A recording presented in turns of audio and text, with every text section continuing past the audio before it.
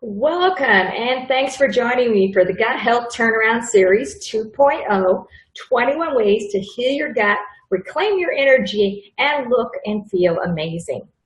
I am Leah Kline, Health and Wholeness Coach, and I will be your host. Today I'm being joined again by Dr. Danial Kalish. Thanks for coming back. Glad to be here. And he's going to be talking about how the brain connects to the gut. And a little background before we get started. Danial Kalish, DC, is a pioneer, having developed his own model of functional medicine founded on 20 years of successful clinical results while working with over 8,000 patients in his private practice. He has certified over 700 practitioners worldwide in the Kalish method, which solves patients' challenges through a proven lab-based mentorship program addressing the three key areas of hormones, GI, and detoxification. He has trained practitioners from Dr. Mercola's medical staff to the Mayo Clinic physicians in the Kalish method of functional medicine protocol. Dr. Kalish received his BA in physiological psychology and philosophy, I think I got that right, from Antioch College in Ohio, and completed his chiropractic degree in California. He also studied at the University of London and conducted research with biochemist Dr. Robin Monroe at Cambridge University. His studies led him to mentor with renowned psychiatrist Dr. R.D. Lang, utilizing drug-free treatment for schizophrenic. More recently, Dr. Kalish proudly served as an advisor to the Honorable Patrick Kennedy, participating in the first One Mind for Research conference held in Boston in 2011, where 2,000 of the nation's top neuroscientists gathered to form a unified front to promote research on brain disorders. He's the author of 2 books, The Kalish Method, Healing the Body, Mapping the Mind, and Your Guide to Healthy Hormones, and is frequently requested speaker on health summits across the United States. So to get us started, when did you start really getting involved in gut health? What started you on that path? 1989. Yeah, no, 1988. I was traveling in Asia. I stopped at a monastery in southern Thailand, a Buddhist monastery. I just went for a 10-day meditation retreat and ended up staying there for almost 2 years, which is kind of funny when you think about it. But one of the things that I did when I was at the monastery is we traveled quite a bit with the monks. You know, and the monks in Thailand aren't allowed to touch money, and they have a lot of rules. So anyways, when they travel somewhere, they have to have someone go with them so you can like buy train tickets and stuff like that. So I traveled quite a bit, and one of my travels with the monks, I ended up in a monastery in the far north of Thailand near the Mekong River, which is a pretty remote area of the world. And I stayed in this monastery for a while. I was planning on living there for a long time, actually. And one of the things that happened is I've been there maybe like a month or two, and I got really, really sick. I ate some food that was really bad. And what I didn't know at the time, but I was contracting Entamoeba histolytica. I basically had dysentery. And dysentery is bad. Dysentery is like you can't move, you're really sick. You wish you could get to the hospital, but you can't even get up. And so when the monks kind of nursed me back to health, and I just, fled to the south of Thailand where there was beaches and, some sanitation and stuff like that. And from that moment on, this is like 88, 89, I had a pretty severe gut problem. And then I spent about 14 years figuring out how to correct that. And so I was a patient first, and then along the road, I was like, well, I could do this with other people. I could probably help other people too. And as a matter of fact, if I had met me in 1988, I could have fixed me in like 2 months. Wouldn't have taken 14 years of this horrible journey of a chronic GI problem winding through American medicine, which is completely ill-equipped to deal with this particular problem. Yeah. So that was an inspiration for me to kind of create my own institute, my own practice, and start to teach and educate people about gut-related problems that are. I'm not against conventional medicine at all, and in all seriousness, not as a joke, but a lot of my best friends are medical doctors, and I love these people. But they just have no idea in conventional medicine how to deal with chronic GI infections. It's not even something that they consider to be real. So a lot of people with these problems end up, just kind of lost because the conventional system doesn't know what to do. Yeah, well, it makes sense since since their main treatment for default is antibiotics, and it's like, okay, and that's the worst thing we can do for a gut problem. It's like, then they're good. Now what do I do? Yeah, they don't have solutions. They don't even have diagnostic abilities either. In some of these gut infections we do treat with antibiotics, but they don't even really understand how to properly assess people with these problems. So, if you can't accurately assess people, then you don't see what the real problem is. A simple example, like if the sort of word on the street, the information, the sort of rumor. I mean, this is actually medical fact, I think, but it's really a rumor, is that like problems like ulcerative colitis are just going to gradually get worse. So if someone's diagnosed with ulcerative colitis and then they give them a drug which actually weakens their immune system and stimulates an infection in their gut to get worse, and they see the ulcerative colitis getting worse, then it's like the self-fulfilling prophecy, right? Because they believe that the disease progression is like that, and then they're creating that problem by giving the wrong medication. And so again, if you're not doing the proper kind of assessments up front, you end up with a misunderstanding as to actually what's going on with that patient. And so we see that a lot in American medicine, and I don't think that's going to change in our lifetimes. Yeah, unfortunately not. How does inflammation in the digestive tract come about? We've talked a little bit, about antibiotics, but how does it relate to what is happening in your brain? So if you have an infection in your digestive tract and it's not diagnosed properly, it's just like if you crash on a bicycle and you scrape your leg up really bad and the wound got infected, right? It gets pussy, swollen, red, inflamed. And that's happening in the majority of patients that I work with. That's happening in the inside of their gut lining. It may not hurt, they may not feel pain, usually they don't, but they'll have a pretty major inflammatory problem going on, as you can imagine any part of the body that would be infected would have. And so if that inflammation goes on for long enough, there are these chemical mediators in the body called cytokines, and cytokines go up in response to infections. And cytokines are actually manufactured by taking amino acids and then creating these cytokines, and those same exact amino acids are the ones that we make our brain chemicals from. So basically, the more inflamed the brain becomes, the more depleted our neurotransmitters like serotonin and dopamine become. And there's testing that's available. It's called an organic acids profile that actually measures not only the gut bacteria and those levels, and yeast overgrowth, but also measures these inflammatory markers in the brain. It's like a miracle that you can even test for this. It's a pretty simple urine test to do. It's kind of expensive. It's like $300-400, and it's got 46 different parameters, but there's six parameters on the test that directly looked at neurotransmitter function, and 3 of them specifically look at, is the brain inflamed, and are we having a rise in these cytokines that would be a sign of brain inflammation and a sign of lowered brain chemicals. And so once the inflammation is going and the brain chemicals are dropping, then brain-related symptoms start because of a gut problem. Yeah. So these are the kind of tests that you would recommend for somebody to figure out if they have a gut issue going on, and whether or not it's affecting their brain. Yeah, there's organic acids testing. It just show you in black and white, as soon as you look at the test, what's going on. And they're kind of hard to interpret. I have a whole training program that's 4 months long to teach doctors how to interpret these labs.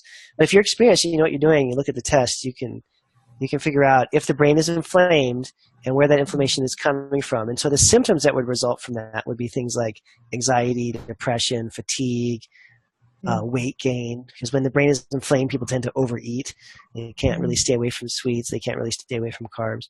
And so a lot of these gut problems end up manifesting as brain symptoms: confusion, brain fog, exhaustion, sleep problems, depression, anxiety.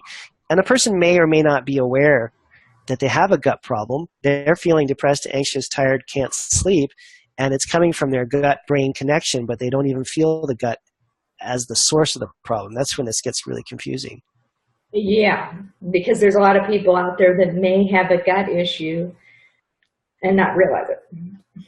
Yeah, I would say, at least half of the patients I test in my practice have a gut infection and gut inflammation that's creating a brain problem, and they don't feel the problem in the gut.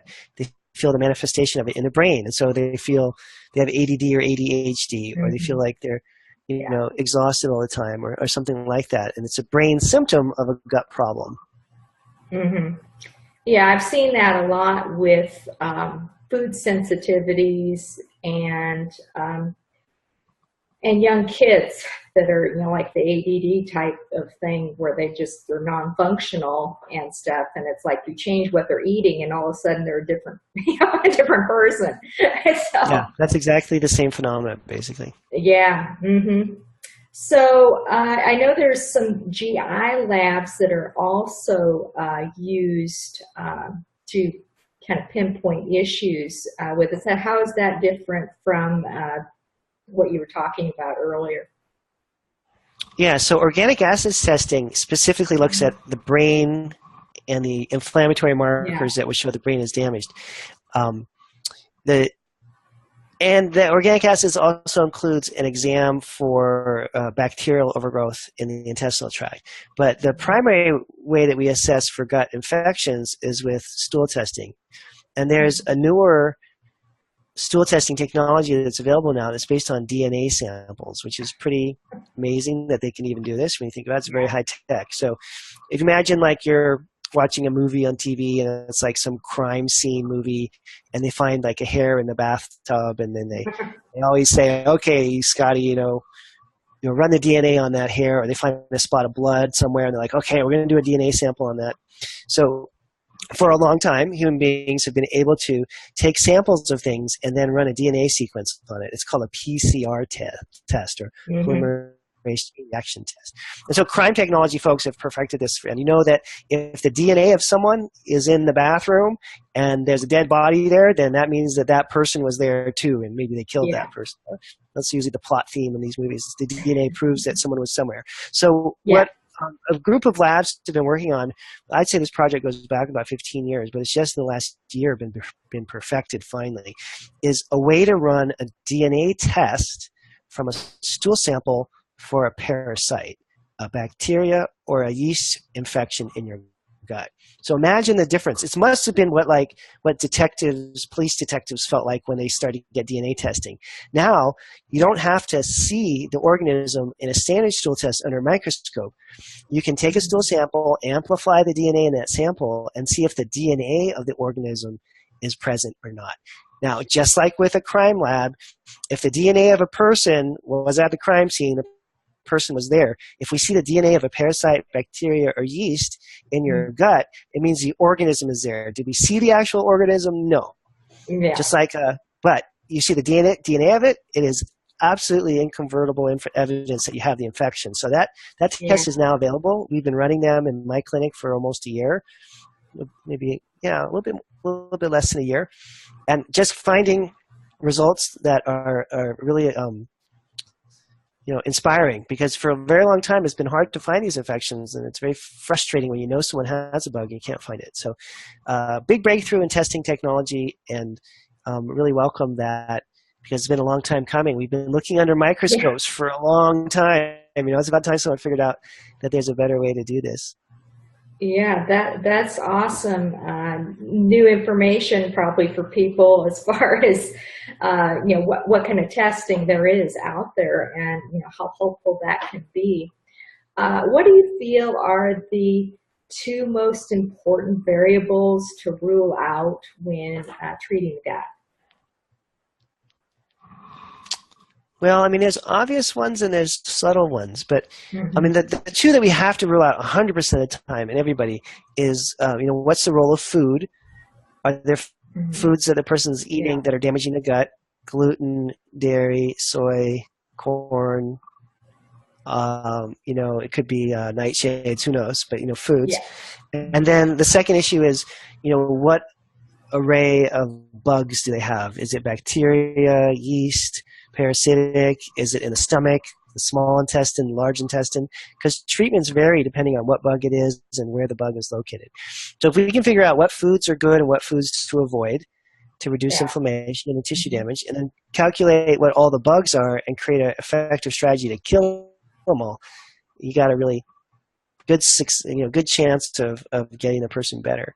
A lot of what the training I do with doctors boils down to is sequencing of things, because doctors always want to do things in the wrong order. They see an infection like a bacterial infection of the stomach, like H. pylori, and they want to treat it right away as if it was the only problem. And Yeah. what we really have to do is look more comprehensively at what's the reason why people are expressing these symptoms, why they pick up the bugs in the first place, and look at the body in its totality, and not just as if there's this one little infection. If we get rid of it, everything's going to be okay. Yeah, that's so true. The body is its entirety, not just one little thing that's going on. So, yeah, I completely get where you're coming from on that.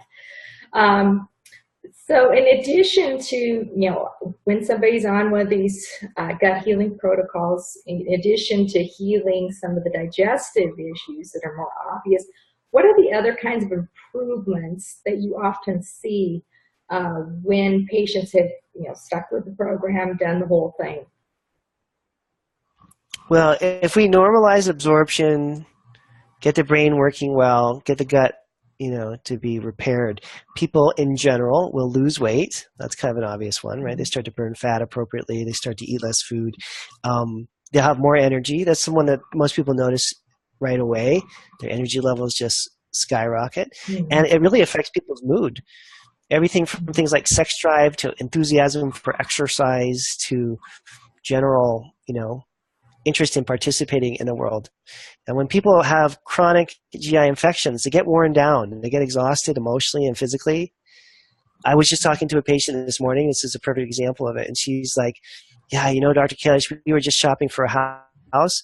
And I told my husband, it's got to be a one-story home. I don't want a flight of stairs that I have to walk up every day. I mean, that kind of exhaustion where people feel like I can't even walk up a flight of stairs. And so those are the things that we see get better, mood, energy levels, weight loss.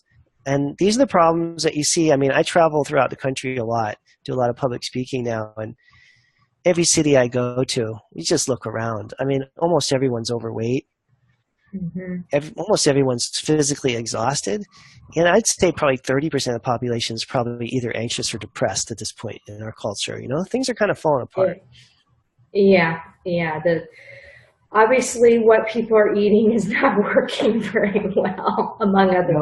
And then we're medicating, the eating problem. So then we have people who are eating unhealthy food and making themselves sick, and then we're medicating them, which obviously is not the most rational solution for someone who's sick because they're eating wrong food. Well, it goes back to the whole philosophy of treating a symptom instead of an actual cause of what's happening. So, all right. So, in the most complex GI cases, what is the best place that you found to start? Well, the more complex the case is, the longer the person's had the problem, the more you have to focus on supporting the system to prepare the person to treat the GI tract. And so if someone's this has happened to me once in 24 years. One time this has happened.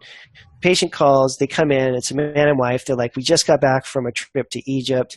We were on a riverboat raft thing. We fell into the Nile River right where there was a sewage spill. We both got really sick. We just got off the plane.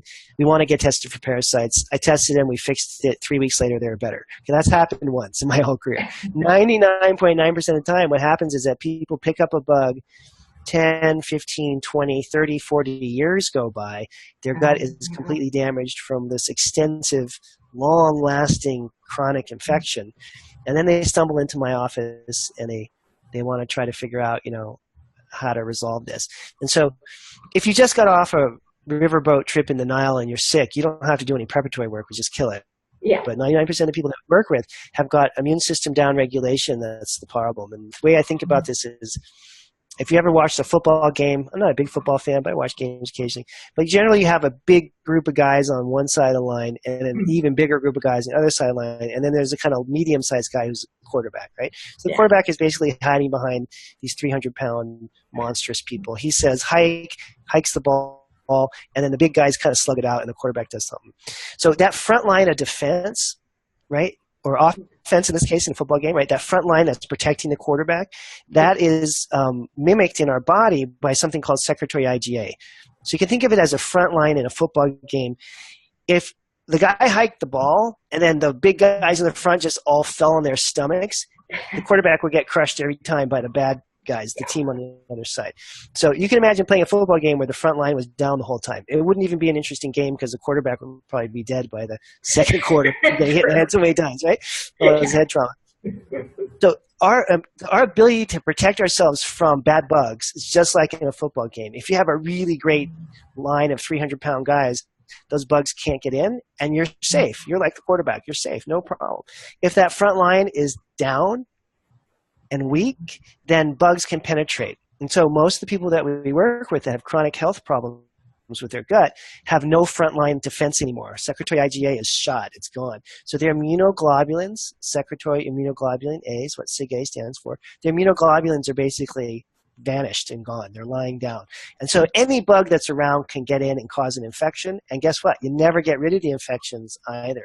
So the most important thing that we do for most cases is strengthen that immune defense, because that's going to prevent new bugs from getting in, and it's going to allow you to defend yourself against the bad bugs that are trying to attack.